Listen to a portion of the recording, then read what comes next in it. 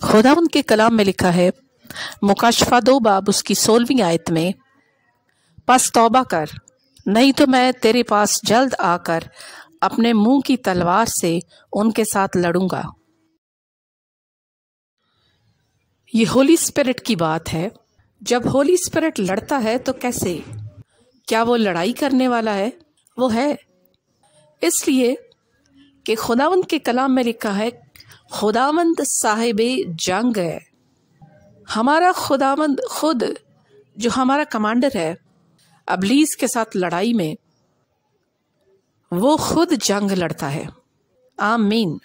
ये बात कैसे साबित होती है?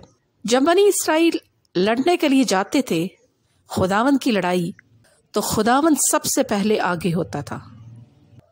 खुदावंद के कलाम में लिखा है, जब तू दरख्तों की फुंगियों पर चलने की सी आवाज सुने कि तो जान लेना कि तेरा खुदा तुझसे पहले आगे निकल गया है जंग के लिए। तभी तो वह फतह पाते थे, वरना नहीं पा सकते थे।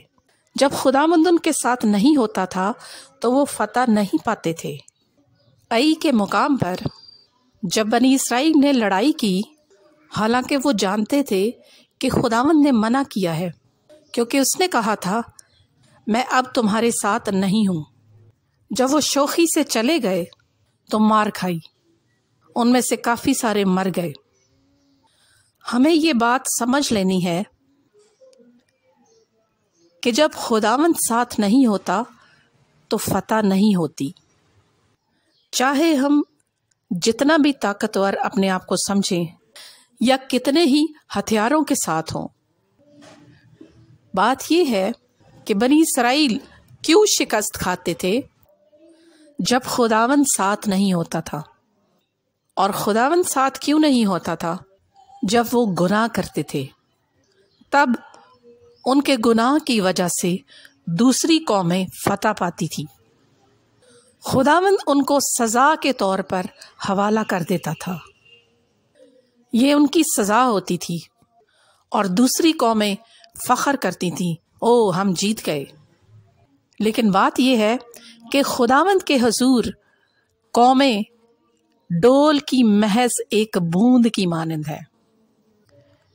ये कौमें जब जंग में फतह पाती थीं तो फख्र भी नहीं, गरूर करती थीं कि हमने उनके खुदा का मुकाबला किया और जीत गए।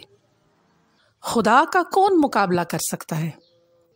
फिलिस्ती बहुत खुश होते थे। बाइबल में बयान है, हर जंग के बाद जब वो जीत जाते थे, उन्हें खुदावंद की मसलहत का पता नहीं था। बाज़ौक़ात तो बनी इसराइल को गुनाह की सजा देने के लिए और बाज़ौक़ात सारी कौमों को घेरने के लिए वो सारी इकट्ठी हो जाती थी और एक ही दम में मिट जाती थी।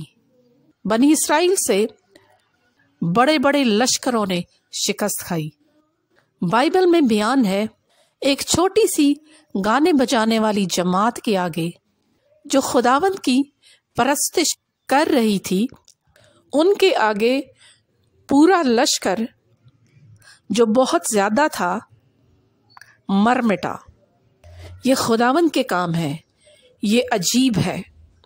जब जदाऊन ने लड़ाई की तो हैरत अंगेज बात है, उसे लड़ना ही नहीं पड़ा। उसने चिल्ला चिल्ला कर उनको भगाया। खुदावंद के कलाम में इसी तरह से लिखा हुआ है कि जदाऊन ने उनको चिल्ला चिल्ला कर भगाया। ये मुंह से आवाज निकली थी या नहीं? उसने चिल्ला चिल्ला कर उनको भगाया।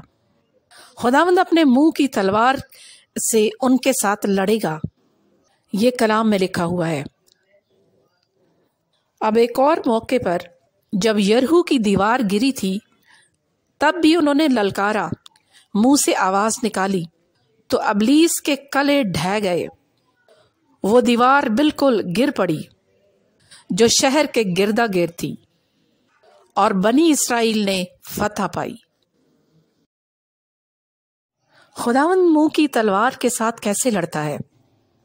जब जंग इस तरह की हो कि हथियार इस्तेमाल ना हो, जैसे छुरियां, चाकू اور تلواریں، تو پھر جنگ منہ کے ساتھ لڑی جاتی ہے۔ میں اپنے منہ کی تلوار کے ساتھ ان کے ساتھ لڑوں گا۔ یہ ہولی اسپرٹ کا کہنا ہے، جو یسوع کا روح ہے۔ اس صورت میں آدمیوں کی بازی گری کے خلاف، ان کی چالاکیوں کے خلاف خداوند کا پاک روح جنگ لڑتا ہے۔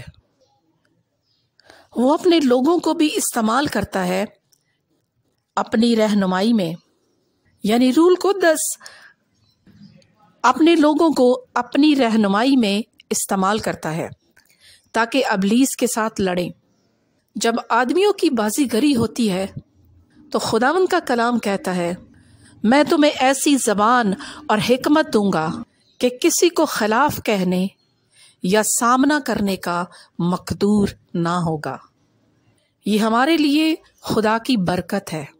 اس تلوار کے ذریعے جو خداوند کا پاک روح ہمیں دیتا ہے اپنی ہدایت میں، اپنی رہنمائی میں، اس سے آدمیوں کی بازی گری کے خلاف فتح ہوتی ہے۔ ہمیں فتح ملتی ہے خداوند کے زندہ کلام سے جو اس کے منہ سے نکلا ہے۔ ابلیس کے خلاف اگر ہم اپنی زبان استعمال کریں تو فتح پائیں گے، یعنی اس کا کلام۔ بعض جنگیں زبان سے لڑی جاتی ہیں، یہ آپ کو بھی نہیں پتا ہوگا، یہ مجھے بھی نہیں پتا تھا، آج پتا چلا ہے جب خداوند کے پاک روح نے مجھے بتایا۔ اس لیے خداوند کا یہ ہتھیار بھی استعمال کریں جو کہ خداوند کا کلام ہے، اور آدمیوں کی بازی گری کے خلاف لڑیں۔ بازی گری ہوتی ہے جھوٹ فریب سے باتیں کرنا، دھوکے دینا، الزام لگانا، جیتنے کے لیے جھوٹ بولنا۔ جب آپ کو ایسی لڑائی کا سامنا ہو تو خداوند سے مدد مانگیں۔